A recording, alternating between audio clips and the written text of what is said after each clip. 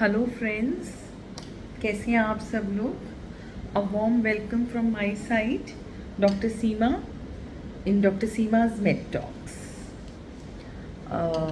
I wasn't well for good 15 to 20 days and that is the reason कोई video नहीं बन पाया.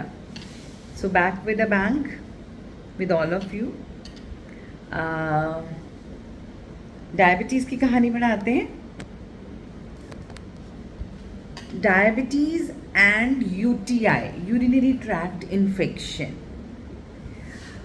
क्या कोरिलेशन है दोनों के बीच में?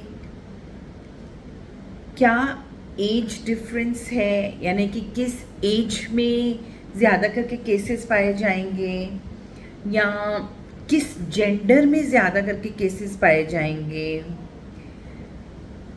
What all are the causes of UTI in diabetes? Is it recurrent? क्या बार बार होता है? क्या सिम्टोमेटिक होता है? क्या एसिम्टोमेटिक होता है? क्या इसकी कॉम्प्लिकेशंस होती हैं? कौन सा ऑर्गेनिज्म ज़्यादातर होता है जो इफ़ेक्ट करता है? क्या ट्रीटमेंट देना चाहिए? क्या प्रिकॉशंस रखने चाहिए और क्या प्रिकॉशनरी ट्रीटमेंट देना चाहिए? कोई कॉम्प्लिकेशंस भी हो सकती हैं तो किन लोगों में हो सकती हैं? तो ये सारी बातों को हम एक छोटे से वीडियो में संक्षेप में इसके बारे में डिस्कस करते हैं. तो सबसे पहली बात हुई यूटीआई. तो क्या डायबिटिक्स में यूटीआई होता है? तो जी हाँ, डायबिटिक्स में यूटीआई होना काफ़ी कॉमन है. Comparable to the general population, diabetics are more prone to get UTI. Now the question arises कि क्या सभी डायबिटिक्स में होता है? तो yes, I mean डायबिटिक्स जो हैं, जो पेशेंट्स हैं, they are more prone. Of course they are more prone. And उसमें थोड़ा जेंडर डिफरेंस मैं बोलूँगी, या एज में, as the age grows obviously you become more prone to get infections.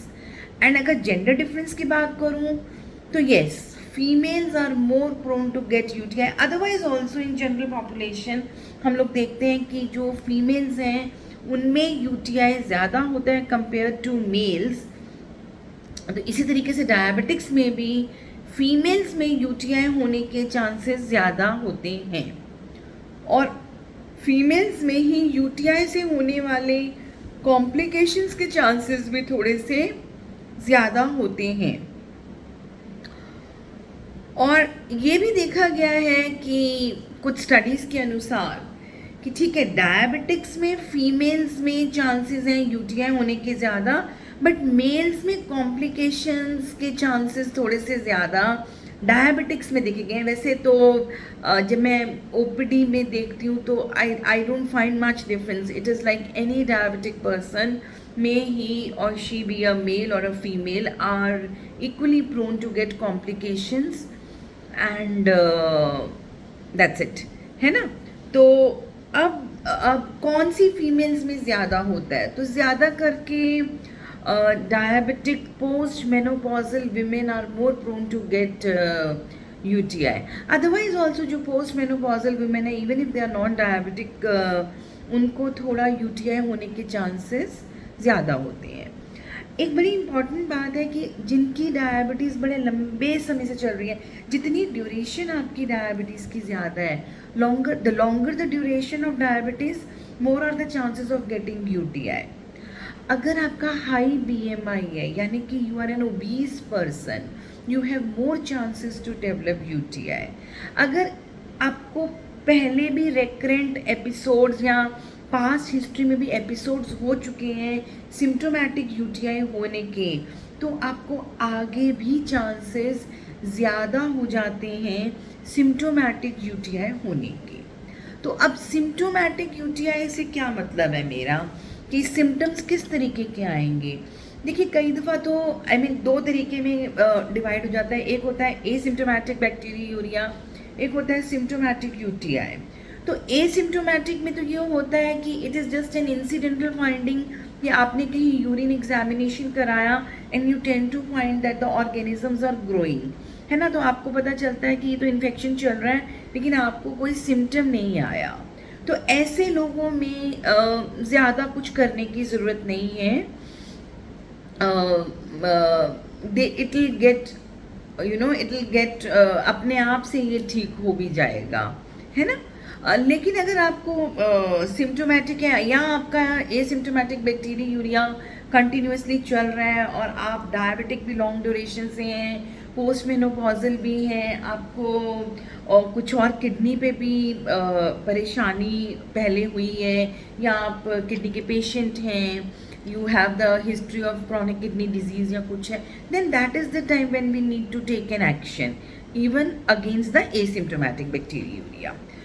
But अगर आपको सिंपली एक इंसिडेंटल फाइंडिंग थी तो फिर इतना ज़्यादा कुछ करने की ज़रूरत नहीं है। लेकिन सिम्टम्स क्या होते हैं? सबसे ज़्यादा सिम्टम होता है कि a patient will get difficulty in urination, या तो बर्निंग है या पेन है ड्यूरिंग यूरिनेशन, लोअर एब्डामन में सुप्रा प्यूबिक दर्द पेशेंट बताता है कि पेट में नीचे की तरफ दर्द हो रहा है, या कभी उसमें यूरिन में ब्लड भी आ रहा है, आपकी फ्रीक्वेंसी यूरिन की बढ़ जा रही है, आप जितनी बार भी जा रहे हैं आपको लगता है पूरी तरीके से इवैक्यूएट नहीं हुआ है, तो you have the feeling you are like having the urge of going for urination again and again. आपको अपनी साइड्स में पेन भी आ जाता है जिसको हम कहते हैं फ्लैंक पेन है।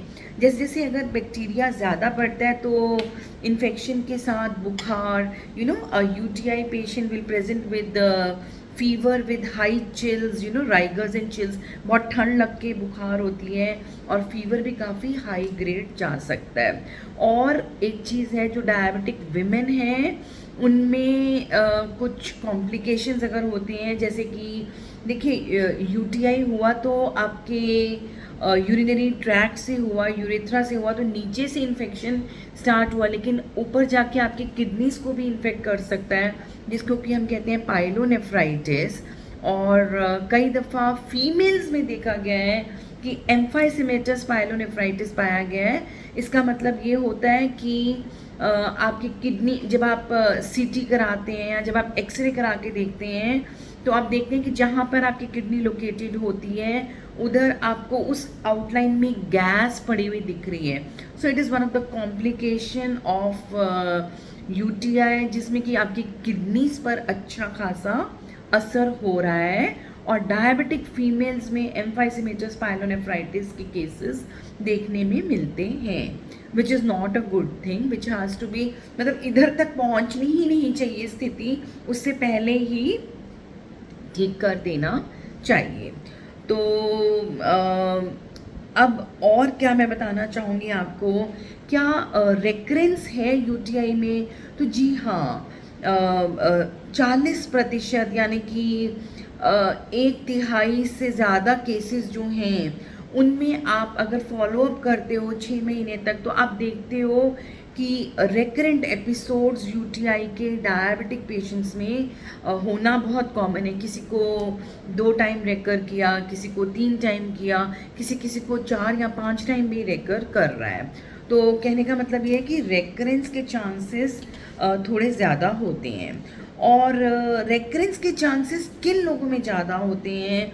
अगर तो कोई फीमेल है और उसको ऑलरेडी किडनी डिजीज़, डायबिटीज़ के चलते उसको कोई किडनी डिजीज़ डेवलप हो चुका है, या उनकी शुगर्स कंट्रोल में नहीं है, उनके HbA1c लेवल्स काफ़ी हाई चल रहे हैं, उनकी किडनी में कोई सिस्ट है, कोई गांठ है, या पत्थरी यानी कि रीनल कैलकुलाई पड़ा हुआ है, तो ऐसे चांसेस में ऐसे पेशेंट्स में रेकरेंस के चांसेस थोड़े ज़्यादा बढ़ते हैं। मेल्स में भी इसी तरीके से, अगर HbA1c लेवल आपका बढ़ा हुआ है, अगर आपकी ग्लोमेरुलर फिल्ट्रेशन रेट कम जा रही है, यानी कि किडनी का जो फंक्शन है वो डिप्लीट हो रहा है, तो फिर ऐसे लोगों में चांसेस थोड़े से ज़्यादा बढ़ जाते हैं। अच्छा, जो UTI है जैसे मैंने बताया कि ये it can range from a very mild disease की हल्का फुल्का डिफ़िकल्टी इन यूरिनेशन हुआ, या हल्का फुल्का बैक्टीरिया होने के अलावा it can lead to pyelonephritis, यानी कि आपकी किडनीज को पूरी तरीके से इफेक्ट कर सकता है, या आपकी किडनीज में गैस भर जाएगी, जिसको कि कहते हैं एम्फाइसीमेटस पाइलोनेफ्राइटिस, जो कि एक कॉम्प्लिकेशन होती है, या आपकी बॉडी में पूरा सेप्टिसीमिया हो सकता है और एक्यूटली किडनी को कोई इंजरी भी हो सकती है, यानी कि किडनी पे नुकसान पहुंच रहा है। तो सिर्फ बैक्टीरिया ही होते हैं जो यूटीआई कॉज करते हैं? जी नहीं, बैक्टीरिया के अलावा फंगल इन्फेक्शन भी हो सकता है। और कौन से बैक्टीरिया ज़्यादा करके कॉमनली फाइंड आउट आपको मिलते हैं? तो जब आप इनका स्पेसिमेन जो लेना है, यूरिन का स्पेसिमेन लेंगे तो मिड स्ट्रीम यूरिन लेंगे। तो मिड स्ट्रीम यूरिन का क्या मतलब होता है? मिड स्ट्रीम यूरिन का मतलब है कि जब आप कंटेनर में यूरिनेट आपको करना है, तो शुरुआती जो आपका पेशाब क्या आ रहा है उसको आप पॉट में कीजिए, और बीच की जो धार है उसको आप कंटेनर में लेके बाकी का आप फिर से पॉट में कंटिन्यू कर सकते हैं। So we need a mid stream urine to check this, क्योंकि उससे क्या है कि अननेसेसरी की जो स्किन पे या आपके हाथ से कोई कंटामिनेशन है उससे बचाव हो सकता है। तो अब कौन सा ऑर्गेनिज्म है ज़्यादातर? तो ऑर्गेनिज्म ज़्यादातर ई कोलाई पाया जाता है, और ग्राम नेगेटिव बेसिलाई ज़्यादा पाया जाते हैं, जिसमें कि ई कोलाई बहुत ज़्यादा पाया जाता है। तो कुछ ऐसे एंटीबायोटिक्स हैं जैसे कि जेंटामाइसिन हो गया, अमीकासिन हो गया, नाइट्रोफिरेंटाइन हो गया, पिप्रासिलिन हो गया। तो इस तरीके के एंटीबायोटिक या टाजोबैक्टम, इस तरीके की एंटीबायोटिक्स इस पर काफ़ी अच्छा काम करते हैं। तो अब एक और चीज़ है, डायबिटिक्स में क्या होता है, ऑटोनॉमिक न्यूरोपैथी हो जाती है। तो एक फीमेल में जब ऑटोनॉमिक न्यूरोपैथी हो जाएगी तो क्या होगा कि ऑटोनॉमिक न्यूरोपैथी, नसों में परेशानी होना, आपका जो यूरिनरी ब्लैडर है उस पर बहुत इफेक्ट डालती है।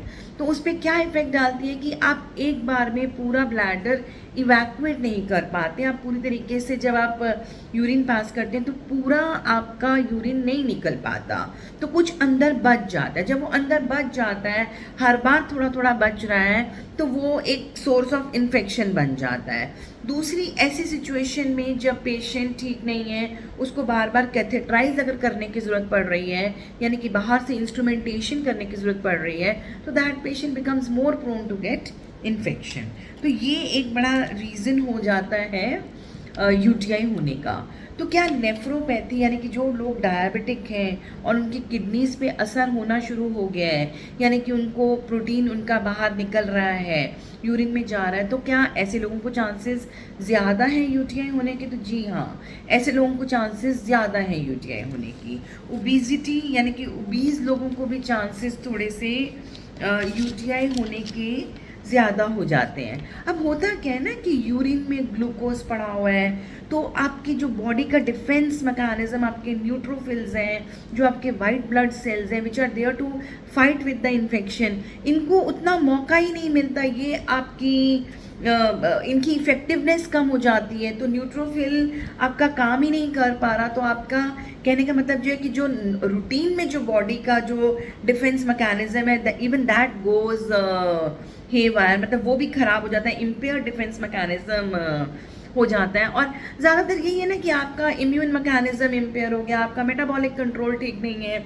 आपके शुगर लेवल्स हाई हैं, आपका ब्लैडर पूरी तरीके से कंप्लीट नहीं हो पा रहा ड्यू टू ऑटोनॉमिक न्यूरोपैथी। तो फिर दीज आर द रीजन जिसके कारण फिर आपको रिकरेंटली बार बार यूटीआई होता रहेगा। मेल्स में क्या होता है, यूटीआई है तो साथ में प्रोस्टेट ग्लैंड पड़ा है, तो वो प्रोस्टेट में इन्फेक्शन, रिपीटेडली प्रोस्टेटाइटिस हो रहा है ना। तो मतलब इस तरीके की चीज़ें होती जाती हैं। तो आपको ध्यान रखना है किन चीज़ों का, कि आपको अपनी ना शुगर लेवल्स को मेंटेन रखना है। अगर आपकी शुगर कहीं ना कहीं ठीक रहेगी, भले ही कितनी भी ड्यूरेशन हो चुकी है आपकी डायबिटीज़ की, तो आप अपने आप को कहीं ना कहीं इन्फेक्शन से बचा सकते हो। कहीं ना कुछ आपको अपना फिजिकल एक्सरसाइज करते रहना है, so that you tend to lose weight in spite of the fact कि ठीक है आप ओबीज हैं, बट अब अपनी अगर आप कोशिश करते रहेंगे तो जो भी है, even the physical activity will help you in relieving with this kind of infection। और डायबिटिक्स रूटीन में अपना यूरिन टेस्ट करा कर देख सकते हैं कि कहीं इन्फेक्शन तो नहीं हो रहा है, और नहीं तो प्रोफाइलेक्टिकली भी प्रिवेंशन के नाम से भी कुछ ऐसे एंटीबायोटिक्स हैं जैसे नाइट्रोफ्यूरेंटाइन वगैरह हैं जिसको हम चालू करके रख सकते हैं सो दैट कि इन्फेक्शन बहुत बैडली या कॉम्प्लिकेटेड ना आए। तो फॉर द टाइम बिंग वो सब भी किया जा सकता है। तो कहने का मतलब सिर्फ ये है कि अपने शुगर लेवल्स को कंट्रोल पे रखिए, अपनी डाइट, अपनी फिजिकल एक्सरसाइज को कंटिन्यू रखिए, हैव अ माइंडफुल ईटिंग, है ना, रूटीन की अपनी एक्सरसाइज करते रहिए, शुगर्स को अपना कंटिन्यूस ग्लूकोज मॉनिटरिंग करते रहिए so that you are aware of the facts. अगर आपको लग रहा है कि आपके यूरिन में काफ़ी शुगर जा रही है देन आपको थोड़ी सतर्कता और बरतनी पड़ेगी, क्योंकि ऐसे सिचुएशन में ज़्यादा चांसेस हो जाते हैं यूटीआई होने के। और क्योंकि डायबिटिक्स में यूटीआई रिकरेंट होता है तो अपना टेस्ट करा के अपने डॉक्टर से संपर्क कीजिए, right. Thank you very much, thanks a lot friend.